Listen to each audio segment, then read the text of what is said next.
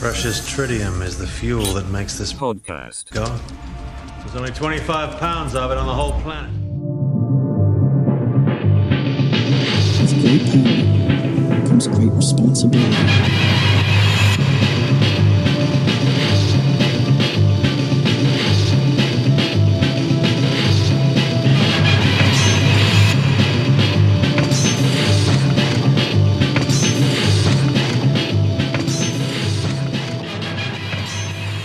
Worst thing about this podcast actually was in the settings it was automatically uploading to YouTube on the first episode, and then it didn't do it again until the 50th. Oh, so there's 1 and 50. And I thought it was 0 to 50 real quick. Yeah, if you listen on YouTube, then I guess you're jumping in at the end. This is Swinging Through Spider-Man, a Spider-Man quote-unquote history podcast. Every week, me, James Rushton and Bradley Hughes over there, we read through the Spider-Man comics in order from the very start for the first time as well. Brad, today we're on the 4th annual. What's an annual? An annual is an annual. Every time that the Earth revolves around the sun, we get a new Spidey comic. It's a big chongus of a book. Well, but we say that and it's not really. It's meant to be.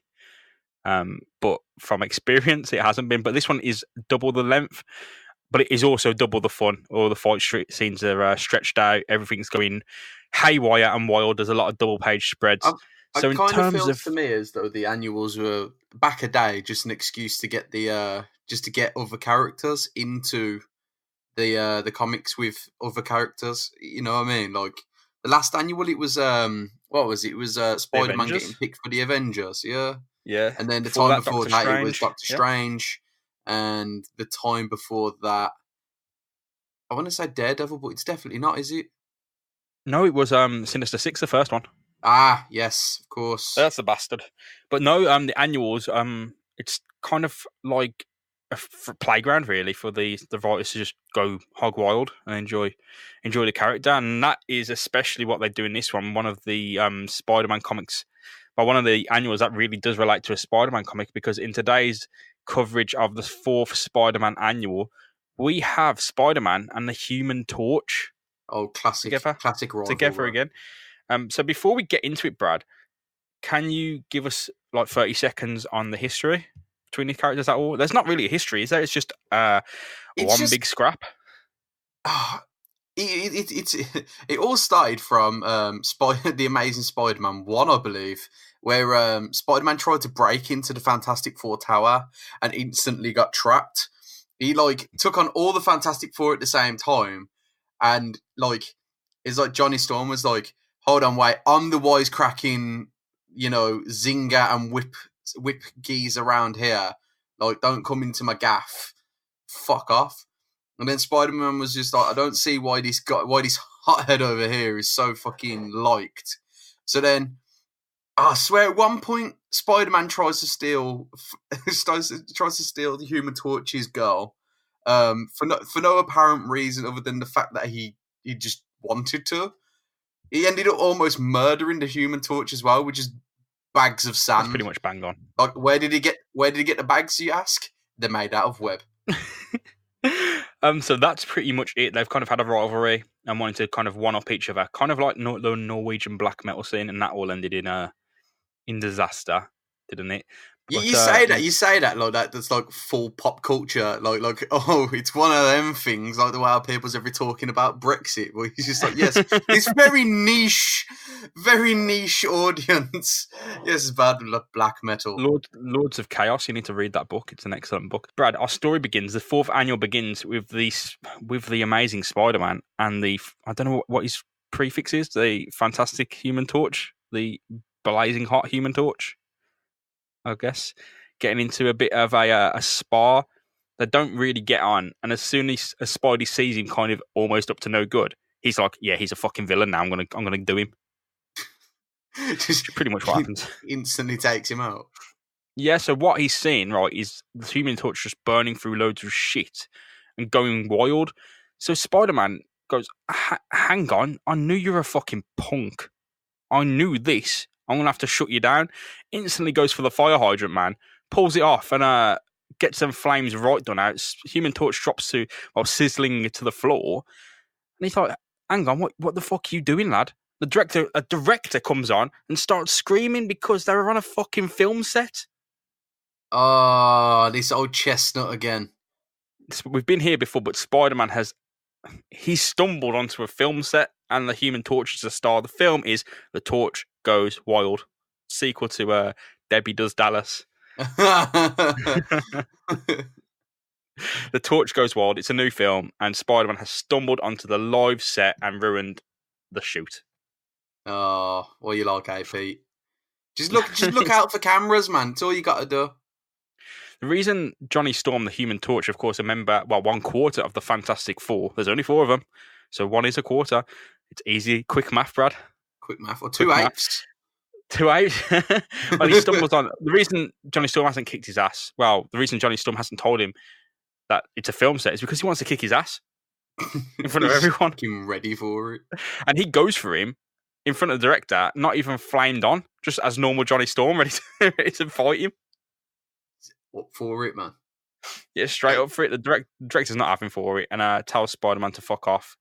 And the Human Torch, of course, joins in. Don't come back. He's just like, Spider-Man, if you're going to stay, you've got to fill out a model release form, mate. If not, get the fuck out of the way. You're ruining the lighting. We're losing lighting, people. Come on. You've destroyed the risk assessment. We're going to have the amount of paperwork that went into this we didn't expect. I can imagine every risk assessment in New York at this point just has like Spider-Man already like printed on the sheet, just as risk assessment number 1 to watch out for Spider-Man. They'll have a fancy stamp, right, and it's got Spider-Man's face on it. You know, the silhouette of his face. Not even the silhouette, the layout of his mask. Just stamp it on. But no, once more, because of this gaffe, this publicised gaffe, right, there's cameras there picking up all of this. Spidey is a dickhead, a villain, and a fool. Once more, in the eyes of the public, the Daily Bugle have capitalised on this. They've run a special, and of course, that hits the scenes, and Spider-Man, he's not necessarily public enemy number 1 anymore. He's public dickhead number 1. No, he's not. He's like the Nigel Farage of New York City right now. Drinking points and getting abused. But he's not even legal, is it? He can't. He's just drinking sodas, egg creams. You're saying that like he's not selling whiskey from like Uncle Ben's old whiskey cabinet.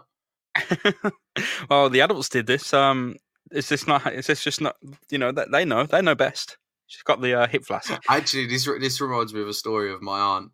Like back when my parents used to live at home with their mum and dad, like they had a bottle of Malibu in the fridge, and every time that my aunt, bearing in mind that she was like 12 at the time, every time she went past the fridge, she'd have like a capful of Malibu. Wow! Because she thought she was like absolutely buzzing, and she got to the point where it was like hardly any Malibu left, and she's like, "Oh, I'll just fill it with water." So, like, when my parents finally went round to actually having some of the Malibu, it was just, like, instant disgust trying to find out why the fuck the Malibu tasted so watered down. Well, I've done that before. When I was at school and you have a chocolate milkshake with your school meal, I enjoyed the chocolate milkshake so much I kept the little last bit. I thought, I'll just fill this up with water. Oh, God. It had the same colour. You taste it, you're like, this is quite light. It's just brown water. It just tastes like dishwater. Yeah, pretty much. Not good. Not good. So the Daily Bugle, they've run a special. It's got Spider-Man bad press, of course it has. And this has been picked up by the eyes of the most shady villain we have seen thus far in Spider-Man history. He actually looks like you would see him on the street. You're like, that is a villain. He's got the fedora. He's got the collar popped up, covering his entire face. All you can see is his beady little eyes. That being said, in this panel, it is raining. It's pissing it down, but you see this young couple. They've just got an umbrella, and they don't have to cover their entire head. Yeah, they got an umbrella though, mate. Come on, look where you're. The rain is so wet; it's on his brim, like really dripping off. I will give him that. But the eyes are shady. It's selling the scene. The beady eyes. So it's pouring down, and he overhears a lot of people discussing Spider-Man, calling him a menace, and he's like, "Well, I better get a paper." And he's like, looks close at the paper. He's like, "Oh, the Human Torch, the accursed Human Torch, is filming a movie." I've got the most dangerous idea. Dangerous for them, not for me. I should add that disclaimer. It's mad how, like, in comics they can just word a person's vocabulary in such a way that you instantly know that they're a dickhead.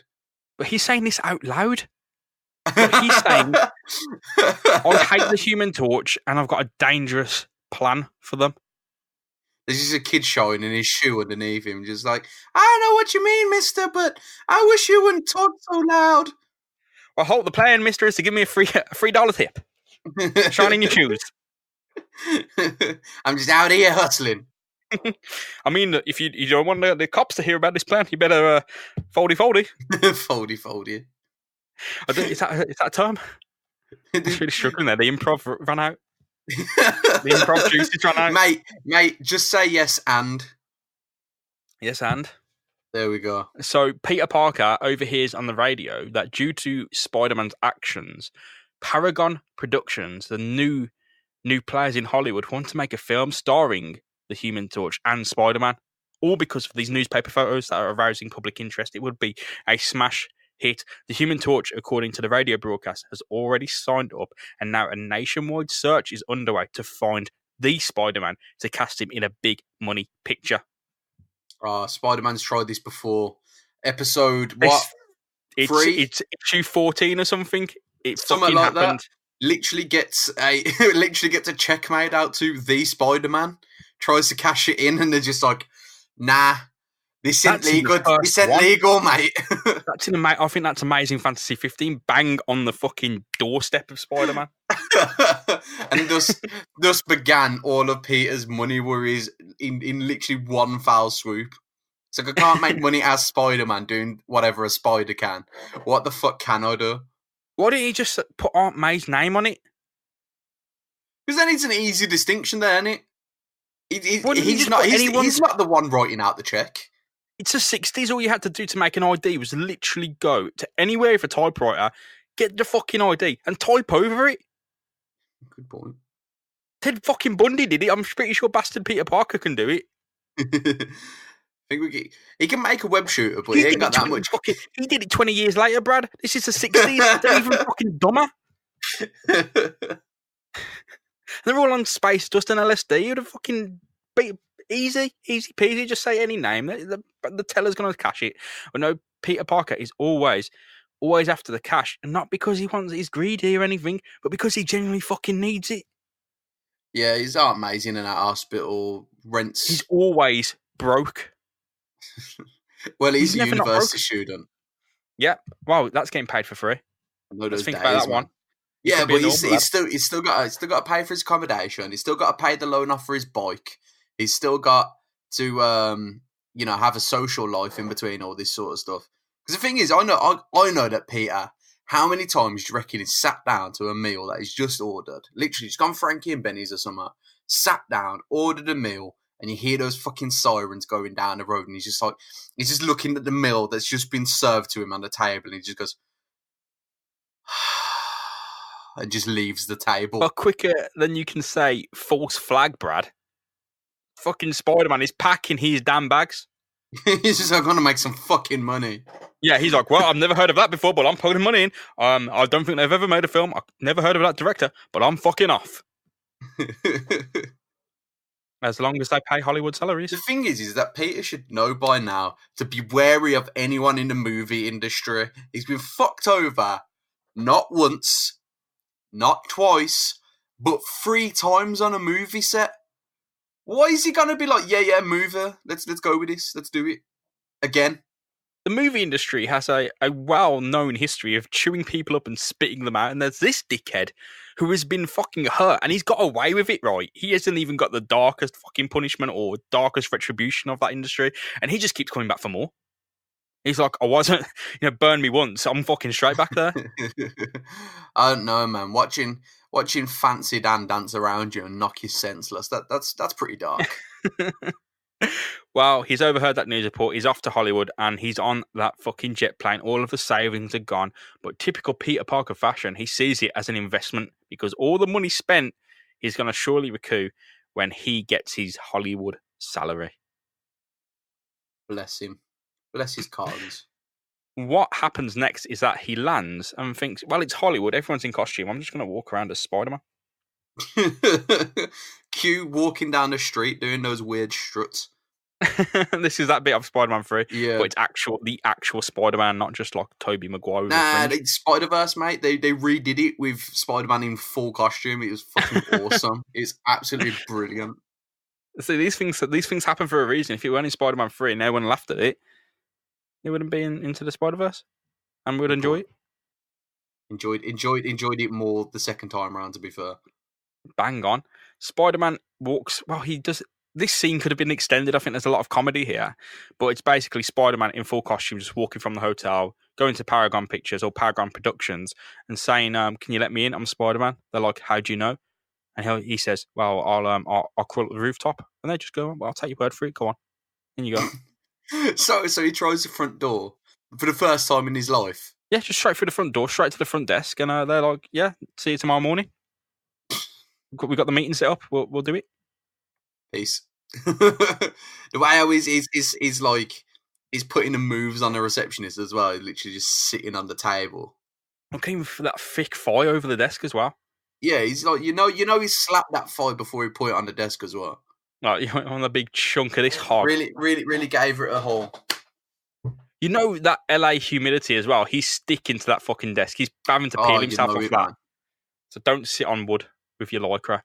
But there's a reason why this is so easy. He walks out, and two dastardly men covered in shadow cannot believe how easy Spider-Man has walked, apparently, into their plan. They have no idea if this is Spider-Man. This could just be another chump in a Spider-Man costume. This is very true. They just say, "No, this is our greatest triumph. We've got the masked web spinner and we've got the Human Torch. We are ready for him." But the thing is, as well, is that it's canon at this point that you can just go and buy a Spider-Man costume. Like, Spider-Man went out and bought his own costume from a costume shop, so it's not...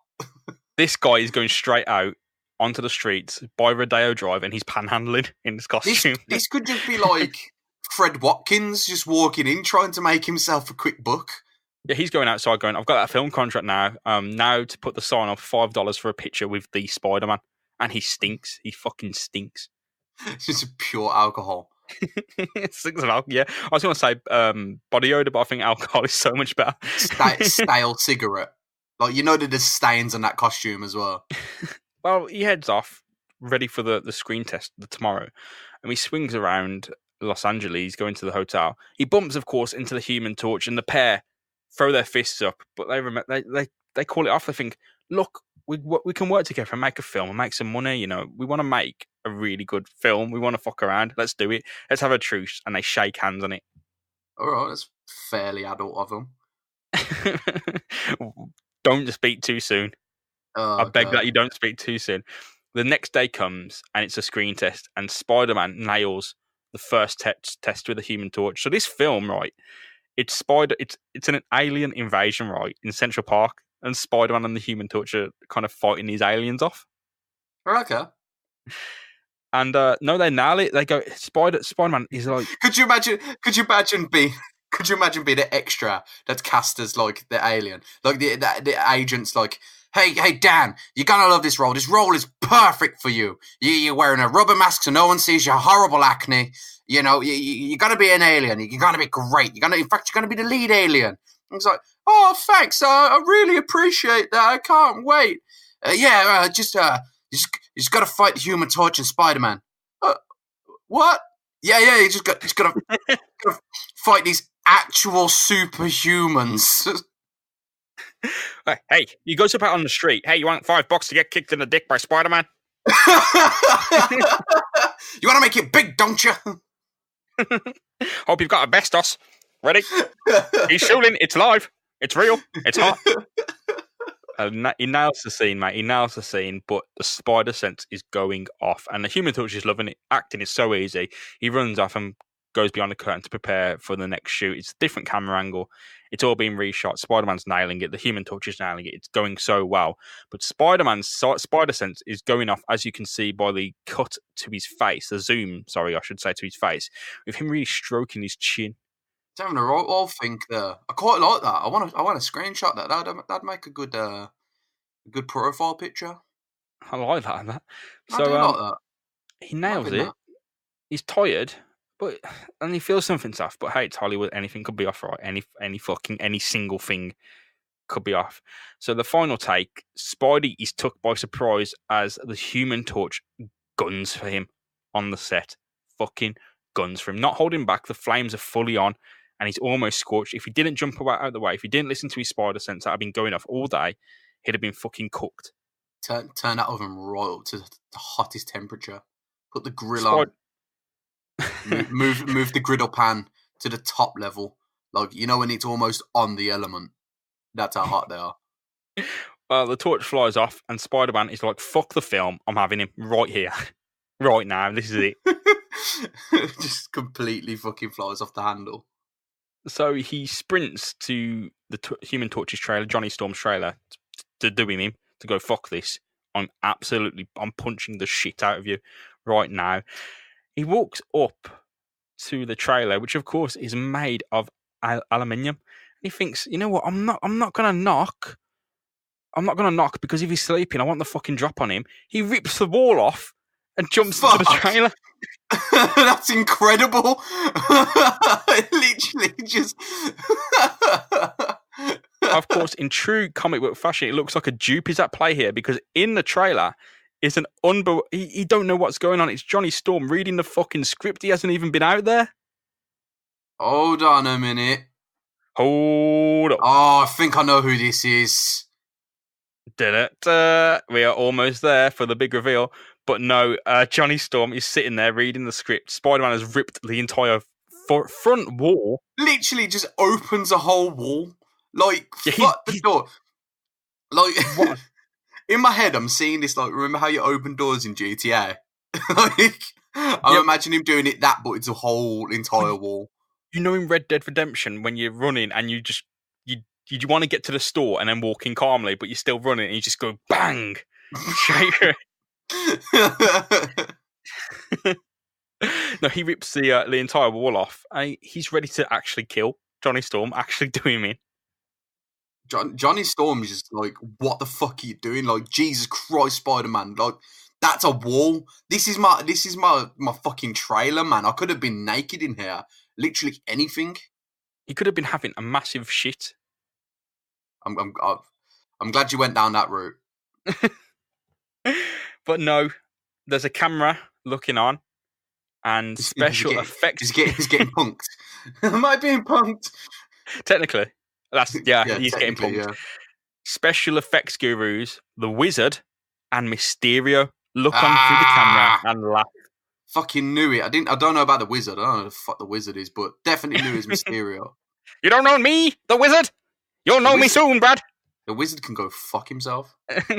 Oh, your words are hurt. Your words hurt more than the Human Torch costume. They burn. That's perfect. The Wizard comes in, Mysterio. The Wizard comes in and he's got the fucking asbestos suit in. Well, Mysterio, I hope I'm not going to get cancer from this. I hope this plan works quick.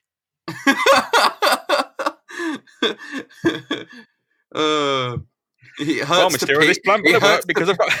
It hurts the pee, is that normal? Well, Mysterio, I hope this plan works because now I've got type 2 lymphoma. Oh, I'm so sorry. He's going to be limping Homer. Yeah, all this asbestos is against his dick and balls and armpits as well. Like all the lymph nodes. Skin tight suit, man. Yeah, so Mysterio is also in costume. I don't know why. He's just... Because earlier he wasn't in costume when they're in the room laughing, and now he is. Like, you didn't... What is the effect here? What have you gone for? Why have you done this? See, I don't understand why Mysterio wears a costume. It made sense to begin with, because obviously he had to hide his identity. But he wanted to be the superhero, didn't he? Spider-Man found out who he was, and then it was just like, yo, Mysterio, piss off. So, like, his costume makes no sense anymore. I mean, I'm glad he still wears it, because for me, it's one of the most fucking badass costumes going, with them fucking square gauntlets, so sick. But, like... It is dumb. It is dumb. It's stupidly dumb. No, I mean, he's dumb as well. Oh, yeah, of course. The whole situation's dumb, mate. Mate, everything about it is fucking stupid. Well, to be fair, the wizard almost fucking bladdered Spider-Man. Like, so the plan was working, and I don't know what Mysterio is here doing. Like, what has he offered to this? Genuinely, I want someone to. What has he offered here? I think Mysterio made the wizard fly. Or can the wizard fly? I don't know. It doesn't. No way. Mysterio says, "Well, your anti." Well, no, actually, I'll do his voice properly.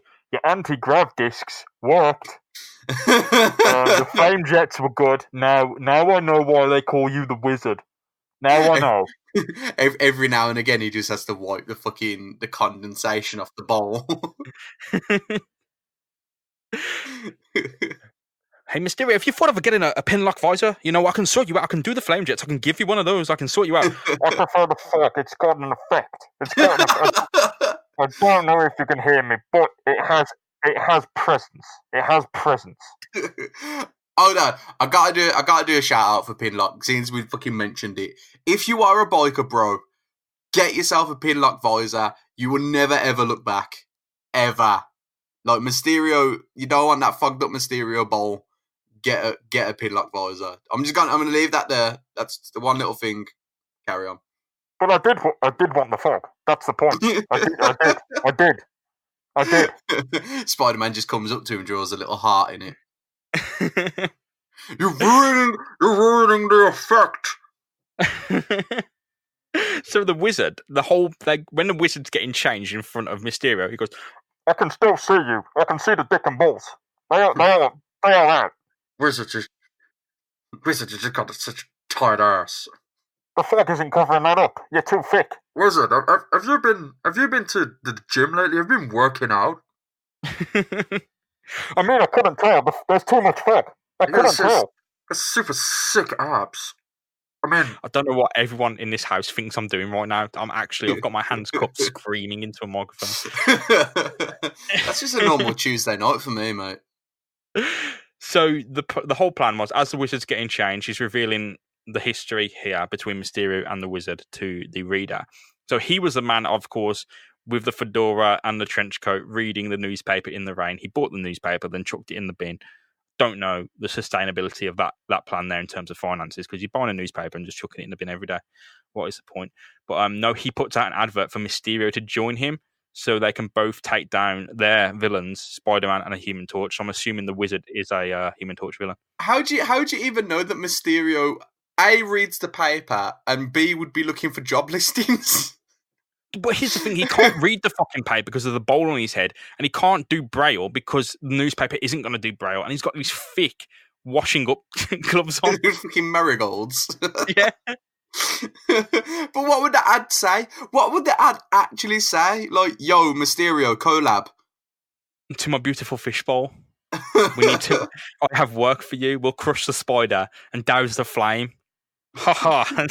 The wizard. Oh shit. I don't put my actual name. But the killer of that would mean that he'd have to actually pay, like, the really humdrum. Could you just imagine a wizard just sort of like phoning up the Daily Bugle or whatever, and just being like, "Yes, could you make that to accounts payable? Just send the invoice there." So imagine if he had to try and do through the advert and a reverse charge call, like, to reverse half the charges of the advert onto the person the advert is aimed at. But no, could you imagine the collect call?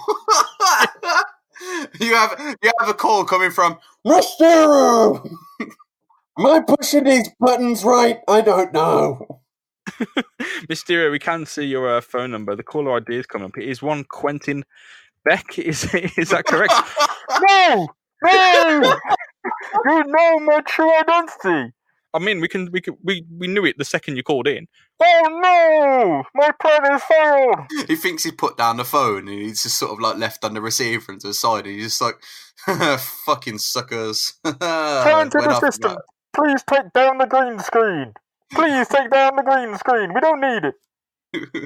Like, he puts down the phone, it doesn't go down, and then he picks it back up and he's just like, "Yes, excuse me, can I place an order for delivery, please? That'd be one large pepper..." "Oh, no, this is the Bugle again. Oh, my mistake, I'm so sorry."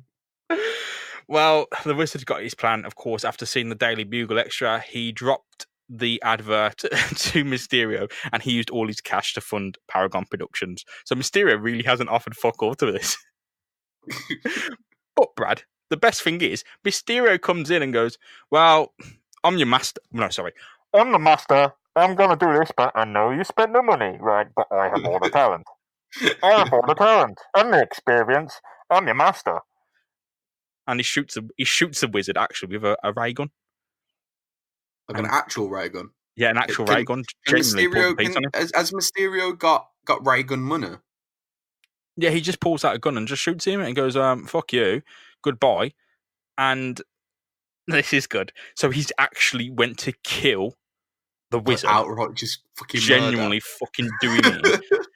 And he has done, but the wizard speaks from behind a curtain going, aha! And Mysterio turns around and like, that's my trick! You fuck, that's mine! That's trademark! That will take you to court! And no, the wizard pulls a ray gun on him, and he's like, well, we're going to be equal. You know what this reminds? You know what this kind of reminds me of? It's nothing like it. But have you ever seen that that little kid that's like, don't trust anyone, not even yourself? And it's like he's holding a ray gun up, like not a ray gun, a gun up against his own head. It's that exact thing. Brad, can you Photoshop Mysterio and Mysterio? I can please. Definitely. I know it'll take you 30 seconds. I know it will. Honest to God, because you just plant his fucking head on it.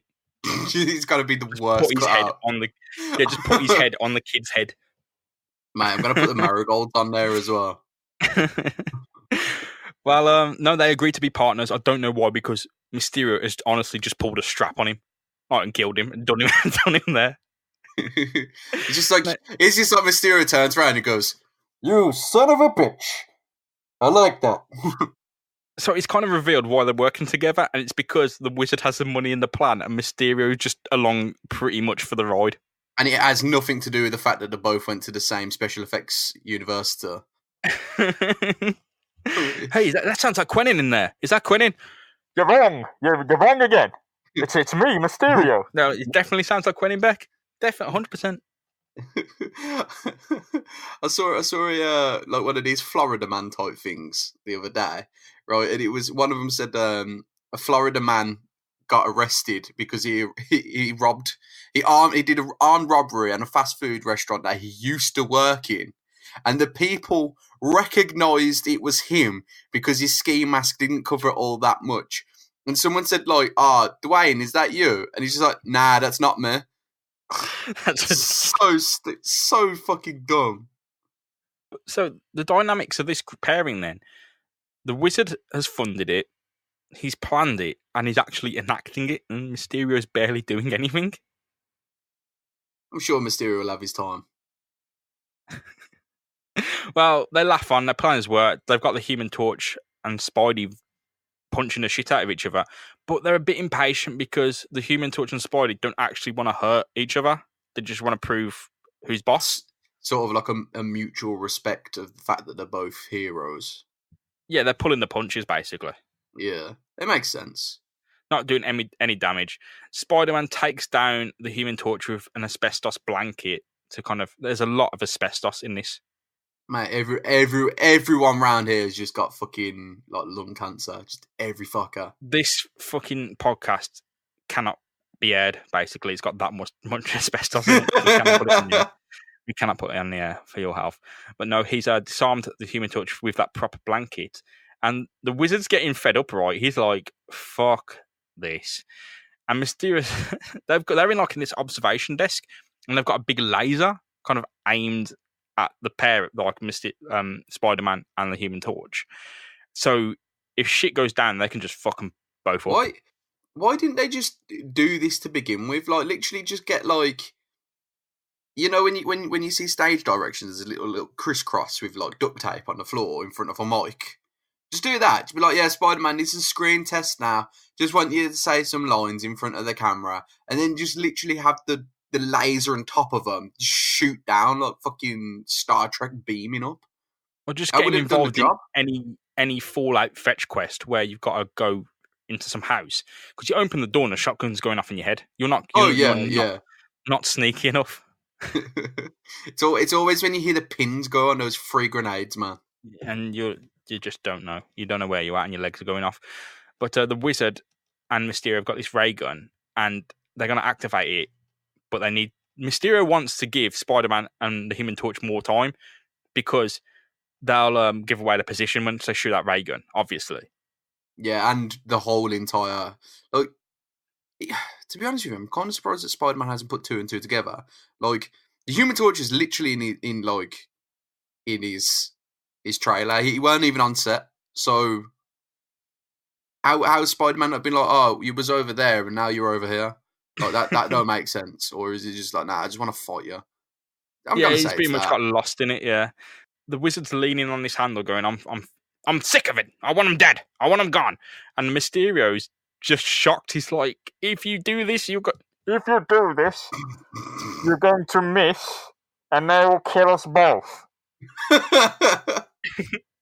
Then it gets a bit intense because the Wizard applies more pressure to his handle, going, I'm going to fucking do it.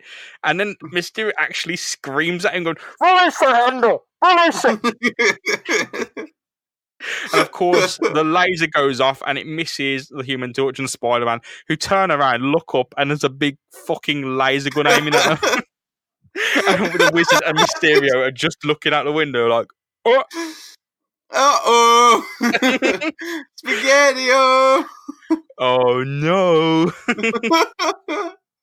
Just Mysterio just like, I fucking told you so! I fucking do it!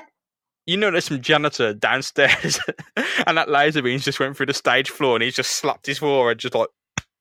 This is gonna be some work to fix.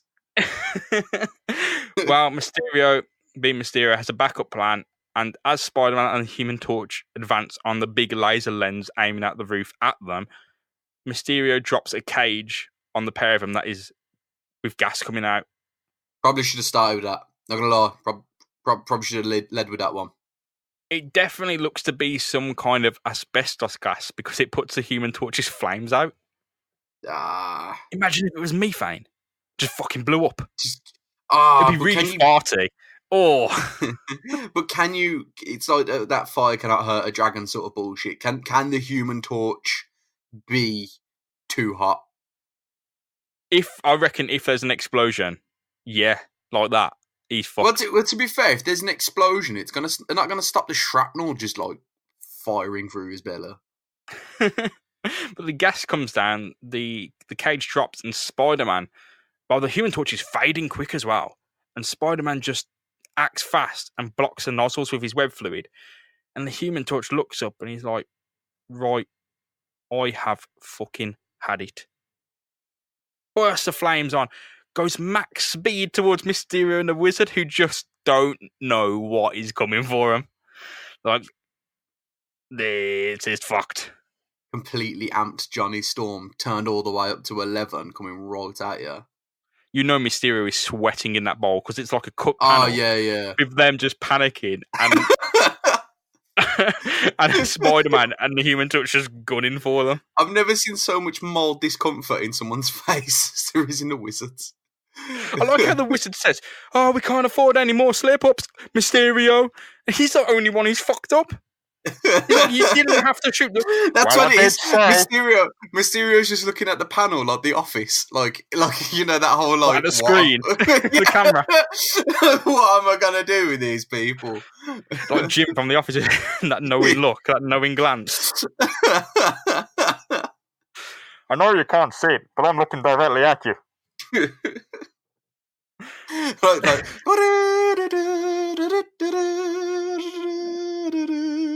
You know that like fucking that one. Curb Your Enthusiasm. Yeah. Yes.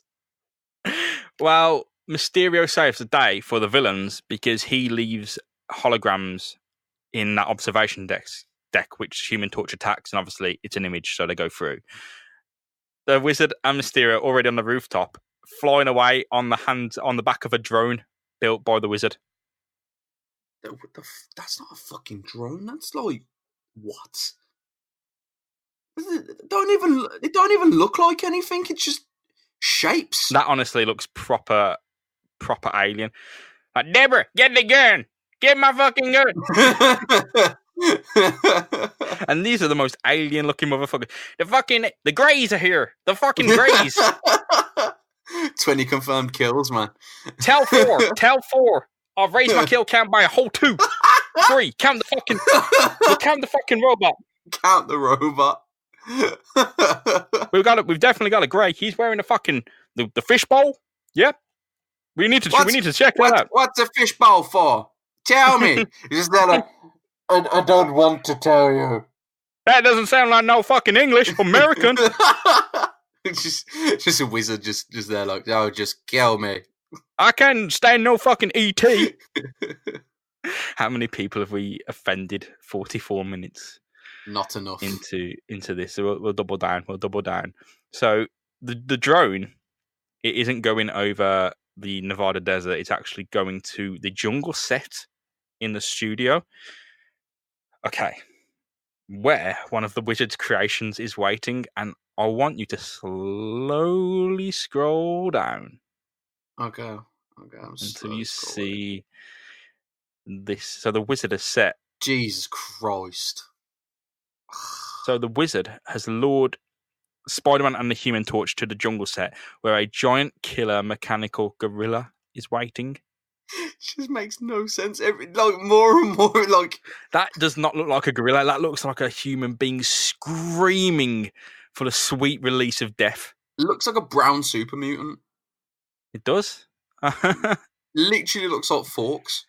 It's being operated by the wizard from remote control, and the Human Torch sees a scalp. He's like, I'm taking this fucker down. That's not what happens, because the gorilla punches him square in the jaw and he drops to the floor. Slap, man. It's not even a punch. It's just like, you know, just like the arm went up 90 degrees and just clapped him straight out the sky. Knocks him down. It's like the darkest timeline version of the Stay Puft Man. But the Human Torch is actually like fully flattened. He's out. Like, you see him in the corner of that panel. A big slap, man. He's down and out. And the gorilla doubles down. He goes for him, just picks him up and starts squeezing him. Like his limp body. And Spider-Man is on it, though. He's looking for the control panel. He wants to shut this shit down. And his buddy, well, he's quote-unquote buddy, he's getting choked out. Mate, sorry, I've just scrolled down to the next panel and I've just seen the gorilla's face. It's fucking golden. Oh my god, that is incredible. That's a face to make when like you're out on a night out and your buddy just brings like 5 shots back to the table. Because you know you're about to pass out and die anyway. If you're a listener, you will clearly not know this panel unless you, of course, are very, very, very, very up to date or in the know with Spider-Man. So please seek this panel out. Annual 4, page 35, Amazing Spider-Man. You need to see this fucking gorilla. I feel like this needs to go onto the Twitter. This is going on the Twitter. This panel speaks for itself. There is no dialogue on it at all, other than this face and Spider-Man getting into the claws of the gorilla, prying the hand open and releasing Johnny Storm. You said it, man. That's exactly what it does. He cuts out that control panel, pries the hand of the gorilla open, so Johnny Storm's body can just flop out. Literally just flop out, man. Like a used condom. Well, Johnny Storm's okay. He's okay. He's all good. He flames on. He's all good. Don't worry. He's not dead. And they all they have to do is head around the corner because, again, the Wizard and Mysterio are just looking on like, shit. They're coming for us again. Fucked up, man. The final obstacle is a magnetic field and magnetic boulders that are chucked outwards by this magnetic field. So as Spider-Man and the Human Torch are advancing on this observation deck, there's a fucking magnetic field, and the Human Torch is having no effect because he's going hog wild, right? He's shooting flames everywhere. Spider-Man says to him, mate, concentrate the flames for a single hole, burst through, and hit that fucking panel. Don't just spray them everywhere. Aim yourself. I've learned this lesson many times at the urinal. Just aim. Don't spray. Concentrate the stream. Don't cross the streams. Concentrate the single stream and shoot through and hit that panel. The panel is hit by the Human Torch. It destroys it and sends the fucking boulders right back at them as Spider-Man screams, "There she blows!" There she blows! The villains get whammed. They do. They get whammed. Back-a-boom and crash. Spelled with a K. The closest thing, imagine if someone put a bomb in your car and you weren't killed by it, but you were thrown from it, the vehicle. That's this. Still holding the handle in your hand. Yeah, that is exactly this. Mysterio's went out the fucking windscreen. Just completely out to lunch, man. They're completely gone. And that is game over. Mysterio's just clenching his head, going, "No!" He's not clenching his head, he's clenching his fishbowl. He's face palming the fishbowl as to say, "Well, fuck's sakes, not again." He's screaming, "Not again, not again, not again!" The thing is, he's holding his fishbowl and he just... Could you just imagine how his head's rolling around in that thing? It must have got clattered from that explosion. Like anyone who wakes up the morning after Halloween. Not again, I can't remember. Not again. Looks in the mirror and he's just like, "Who is this?" The mirror is me. The wizard reaches for the strap. It's not over, but it is because the fucking Human Torch zone dissolves that fucker right in front of him. It's instant disintegration, man. To be fair, the Human Torch is quite cool when it comes to guns, because if someone fires at him, you can just like flame forward and just melt the bullet before it gets to him. Then aim with the gun. And then just, straight up kill the person. Because flames kill kids. This is the last page. Spider-Man bags them. The police show up and Spider-Man's just down and out. The press are there. Everyone wants an interview. And he's just, "Where's the cash, man? Where's the fucking cash? I just, I needed the money." Meanwhile, fucking Johnny Storm lives the life of Riley, wants for nothing, actual millionaire. He's just like, "What money? Okay." Wow. Johnny Storm does have good news for Spider-Man, because there was a reward out for Mysterio and the Wizard, and he's going to split it with Spider-Man. Good guy, Johnny Storm, man. And Spider-Man heads home, falls asleep on the plane back, and that is the end of the annual. All right, wild as fuck, man. I just feel like whenever Stan the Man was thinking like, "Oh man, run out of ideas for a character. Who should have villainized now?" Oh yeah, directors. Every fucking time. They're not listening to my fucking scripts. One day I'll be in all the fucking movies. Oh. Rest in peace, big man. But yeah, that is the end of the 4th annual. Brad, anything to sign off on? I think it speaks for itself, to be fair, mate. Like, I'm glad we got round to it, because, again, I do love it when it's this fucking wacky shit. And the art in this one, is fucking fantastic. Like, really, really good. Especially that panel of Mysterio and the Wizard getting blown up from that center console. It's very, very pop art. It reminds me very much like Roy Lichtenstein. Yes. Very, very similar. Great looking. Absolutely fantastic. Well, we'll return very soon with the continuation of The Amazing Spider-Man. I reckon we're on issue 57. Yeah, we're on issue 57. No more Doc Ock. Yeah, this one's been a little bit late, hasn't it? We should have done this before Ock month. Is that what we should have. Yeah, so we've delayed this because it was getting in the way of a story arc, and it would have been a bit weird. It's weird now. It's just it doesn't really fit, but it's still a blast. No, should have done it before. Someone should have fucking told us. We probably did get told. But probably. But yeah, that's it. You can find us at Spidey Podcast. It'll be really cool if you can get in touch there. We do enjoy speaking with you all. It's been really nice to hear off you. You can leave a review if you enjoyed the podcast. That'd be really... Please leave reviews. Strike out, here you go. Bang on. And that's pretty much it. So yeah, find us at Spidey Podcast. Give us a shout and we'll love to hear off you. But that's it for now. We'll be back very soon. So goodbye, folks. Goodbye. She blows.